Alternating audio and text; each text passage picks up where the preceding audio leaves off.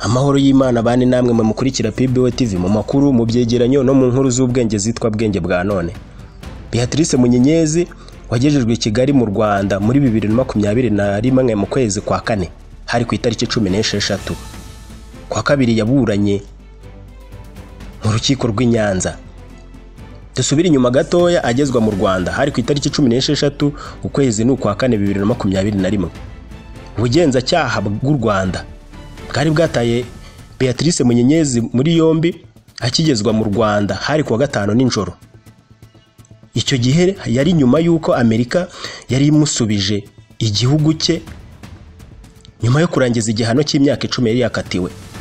Munyenyezi yari arangije igifungo cy'imyaka 10 yari yarakatiwe n'urukiko rwasanze yarabeshye ko nta ruhare yageze muri jenoside yakorewe abatutsi muri 1994. RIB yavuze ko mu Rwanda Munyenyezi akurikiranyweho ibyaha bitandukanye birimo gutegura no gucura umugambi wo gukora jenoside, kurimbura nk'icyaha kibasiye inyoko muntu ndetse n'ubufatanya cyaha mu gusambanya ku gahato byakorewe mu cyahoze ari komine Ngoma na Mukura muri perefegitura ya Butare. Munyenyezi yari aherutse kurangiza igihano cyo gufunga imyaka 10 yakatiwe muri Amerika ahamijwe kubeshya urwego rw'abinjira n'abasohoka ku kuba yaba yaragize uruhare muri jenoside yakorewe abatutsi mu Rwanda. Avugana n'abanyamakuru Thierry Murangira, umuvugizi wa RIB, yavuze ko leta ya Amerika yasanze itamugumana ku butaka bwayo imwohereza mu Rwanda. Yavuze ko kumugarura mu Rwanda bifite icyo bivuze kandi ari inyungu ku butabera kuko yaraje asanze hari dosiye yari yarakorewe kubera ibyaha yaregwagamo. Hakavuga ko RIB imukurikiranaho ibyaha 7 bijyanye na jenoside. Munyenyezi y'imyaka 51 afite abana 3 yiberaga i Manchester muri leta ya New Hampshire. Yatawe muri yombi muri 2010 aburanishwa ku byaha byo kubeshya. Byari byitezwe ko nagera mu Rwanda ahita afatwa gafungwa kuko asanzwe ashinjwa uruhare muri jenoside mu cyahoze ari perefegitura ya Butare mu majyepfo y'u Rwanda. Yafunzwe muri 2010 bwo yakaterwaga gufungwa muri Amerika muri 2013. Byatangajwe ko narangiza igihano cye azoherezwa mu Rwanda. Mu rukiko byatangajwe ko mu kwezi kwa karindwi muri 1994 yahungiye muri Kenya aho yabyariye abana b'impanga, nyuma akinjira muri Amerika nk'impunzi akabaho ahabwa ubufasha bw'abababaye.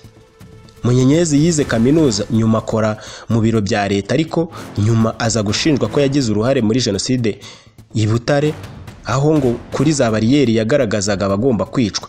Muri Amerika yahamwe n'icyaha cyo kubeshya urwego rw'abinjira n'abasohoka ku ruhare yaba yaragize muri jenoside yakorewe abatutsi muri 1994 kugira ngo abone ubwene gihugu bwa Amerika. Umugabo wa Munyenyezi witwa Arsene Shalom Ntahobari na nyina Paulina Nyiramasuhuko bo bahamwe n'ibyaha bya jenoside bakatirwa gufungwa n'urukiko rwa Arusha. Ubu niho bari kurangiriza igihano cyabo. Byari byifashe bite mu cyumba cy'urukiko agezwa mu rukiko bwa mbere? Mu cyumba cy'urukiko rw'ibanze ku Kicukiro kirimo abanyamakuru n'abapolisi yinjijwe yambaye amapingu n'imyenda ya siporo. Yari yunganiwe mu mategeko na Maître Gatera Gashabana. Mu rukiko yasomewe ibyaha 6 aregwa birimo jenoside, ubufatanya cyaha muri jenoside, gushishikariza gukora jenoside no gufata ku ngufu. Ntacyo yavuze ku byaha yaregwa cyangwa se yaregwaga, ahubwo yasabye ko urubanza rwe rusubikwa kuko atarera kabona dosiye ikubiyemo ibyo yaregwaga. Ubushinjacyaha bwavuze ko ibyo ari uburenganzira bwe. Munyenyezi Beatrice icyo gihe yafungiwe kuri sitasiyo ya polisi ya Remera i Kigali. Yavuze ko asaba kuvugana n'umuryango we kuko yavugaga ko kugeza muri icyo gihe ubwo burenganzira ntabwo yari yahawe. Umucamanza yasubitse iriburanisha nk'uko uruhande rw'uregwa rwabisabye, avuga ko rizasubukurwa ku itariki 5 ukwezi n'ukwa gatanu 2021. Munyenyezi y'imyaka 51 twibukiranye ko yari arangije igifungo cy'imyaka 10 nk'uko nabivuze haruguru. Yari yarakatiwe n'urukiko ahamijwe kubeshya ko nta ruhare yagize muri jenoside mu Rwanda mu 1994. Byagenze bite mu iburanishwa ryakurikiyeho? Dusimbukire gato mu kwezi kwa kabiri tariki 19 muri 2024. Beatrice Munyenyezi gukurikiranywe ibyaha bya jenoside yabwiye urukiko rwisumbuye rwa Huye ko atagombye kuzira iby'umuryango yashatsemo wakoze muri jenoside muri 1994. Munyenyezi hakurikiranyweho ibyaha birimo gukora jenoside no gufata abagore ku ngufu byakorewe mu mujyi wa Butare mu majyepfo y'u Rwanda. Ibyaha waburana hakana. Yoherejwe na Amerika muri 2021 ngo aburane kuri ibyo byaha. Mwiburana kuri uwo munsi hari ku wa mbere. Impande zombi zahawe umwanya wo kuvuga ku byo abatangabuhamya bavuze bashinja cyangwa bashinjura uregwa ariwe Beatrice Munyenyezi. Umushinjacyaha yanenze ubuhamya batanze avuga ko bwaranzwe no gushyigikira uregwa kuko nkuko yabivuze ngo bafitanye isano hafi na Munyenyezi. Hari ngo n'abatangabuhamya bavuze ko bavuye mu mujyi wa Butare ubwicanyi bukomeye butaraba. Umushinjacyaha avuga ko badashobora kumenya neza uruhare rwa Munyenyezi mu bwicanyi bwabereye mu mujyi wa Butare. Beatrice Munyenyezi mu rubanza mu mizi yarezwe ibyaha bya jenoside no gufata ku ngufu abagore. Bamwe mu batangabuhamya bamushinje gushinga za bariyeri ahantu hatandukanye mu mujyi wa Butare, izwi cyane ikaba kuri hoteli Ihuriro yari iyo kwa Sebukwe. Bamwe bari kwibaza ngo Munyenyezi yafashe ku ngufu ate kandi ari umugore. Yashinjwe kandi gufatanya ibikorwa by'ubwicanyi no gufata abagore ku ngufu n'umugabo we Shalom ntaho bari ndetse na nyirabukwe Paulina Nyiramasuhuko wari minisitiri w'umuryango. Aba bombi tubibutse ko bafungiye muri Arusha muri Tanzania nyuma yo guhamwa n'ibyaha bya jenoside. Yiregura yagize ati sinari kwiga muri kaminuza ntanafite impamyabumenyi y'amashuri yisumbuye. Ahawe ijambo Beatrice Munyenyezi yavuze ko abatanze ubuhamya bamushinja bavuze ibinyoma kandi ko ubuhamya bwabo bwaranzwe no kwivuguruza. Mu rubanza bamwe mu batangabuhamya bavuze ko Beatrice Munyenyezi yigaga muri kaminuza y'u Rwanda Butare ngo agatoranya abakobwa b'abatutsi akabaha abasirikare ngo babasambanye. Munyenyezi yavuze ko jenoside yabaye yiga mu ishuri ryisumbuye rya Sefotec mu mujyi wa Butare. Mu magambo ye yagize ati sinari kwiga muri kaminuza nta n'impamyabumenyi y'amashuri yisumbuye nari mfite. Munyenyezi yavuze ko abatangabuhamya bavuga ko muri 1992 yajyaga mu nama ndetse n'ibiterane by'ishyaka ryari ku butegetsi rya MRND. Bigaragara ko batamuzi neza ngo kuko we yageze muri uwo mujyi muri 1993.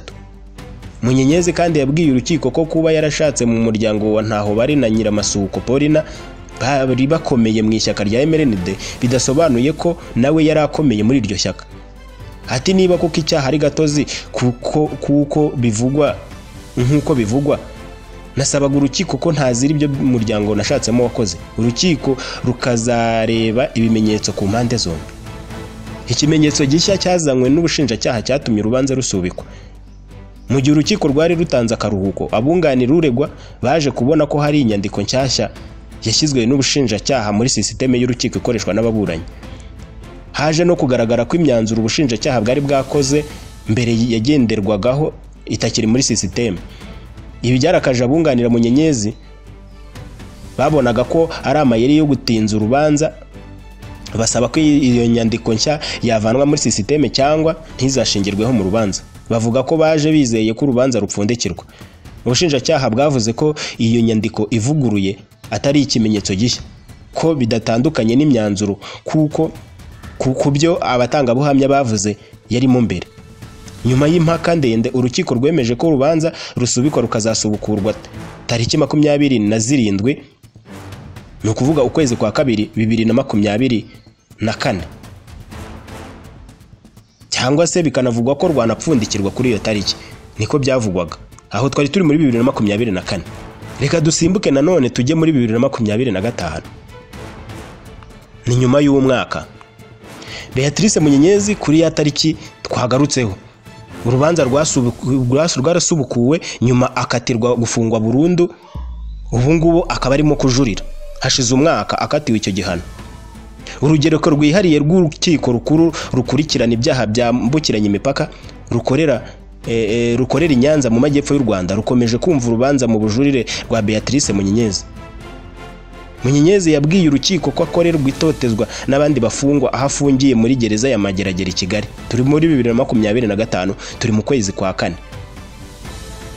Munyenyezi yajuririye igihano cy'igifungo cya burundu yahawe umwaka ushize nyuma yo guhamwa n'ibyaha bya jenoside no gufata ku ngufu mu gihe cya jenoside mu mwaka w'1994. Beatrice Munyenyezi yoherejwe mu Rwanda n'igihugu cya Amerika muri 2021 mu iburanishwa ryo kuwa kabiri. Ubwo ni kuwa kabiri w'iki cyumweru ku munsi w'ejo hashize, hari ku itariki 15 Mata 2025.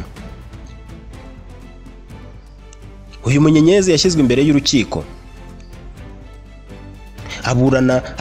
aburana ari muri gereza ya Mageragere hifashishijwe ikoranabuhanga rya video ku mpamvu z'indwara y'iseru ivugwa muri iyo gereza. Urukiko rwafashe umwanya munini wo kumutega amatwi ibyo yavugaga, akavuga ko atotezwa na bamwe mu bafungwa muri iyo gereza.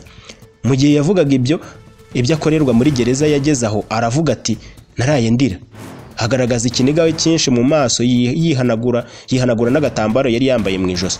Munyenyezi yavuze ko abuzwa bumwe mu burenganzira bwe mu buryo yagereranije n'itotezwa akorerwa nako yise agatsiko k'abafungwa kayobowe n'umwe muri abo bafungwa ushinzwe umutekano wabo. Munyenyezi yagize ati baba bavuga ko ndi umwicanyi ndetse ko nshaka no kwica abandi. Yavuze ko bamuziza kandi kudatanga amafaranga yo gufasha abagororwa batishoboye. Yemera ko ayo mafaranga mbere yatangaga ariko ko yabihagaritse ngo kuko yabonye adakoreshwa ibyo agenewe. Munyenyezi yabwiye urukiko ko muri gereza abamutoteza bamuziza ko atajya mu nama zihuriweho n'abandi. Asobanura ko izo nama atakizijyamo kuko zitamwubaka kandi ko ari iz'amacakubiri. Mu magambo ye avuga ko yabwirwaga amagambo mabi, ati nabwirwaga ko ndi umuhutu. Yanavuze ko atajya yemererwa kuvugana n'abandi be kuri telefone, nubwo ngo yijejwe ko urwo ruhushya azarubona ariko ko yategereje agaheba. Urukiko rwijeje Beatrice Munyenyezi w'imyaka 52 ubu ko rugiye kumufasha ibyo bibazo bigakemuka. Urubanza rurakomeza kuri uyu wa gatatu, umushinjacyaha agaragaza ibimenyetso n'ubuhamya byashingiweho n'urukiko rwa mbere mu kwezi kwa kane muri 2024 twagarutseho, rumuhamya ibyaha bya jenoside no gufata abagore ku ngufu, rukamukatira gufungwa burundu hari ibyo yajuririye. Nahangaha nsoreje mbashimira kuba mwanteza amatwi, nanabashimira ko mugiye gukora subscription ko atarayikora. Amakuru yo nakagaruka. Ciao.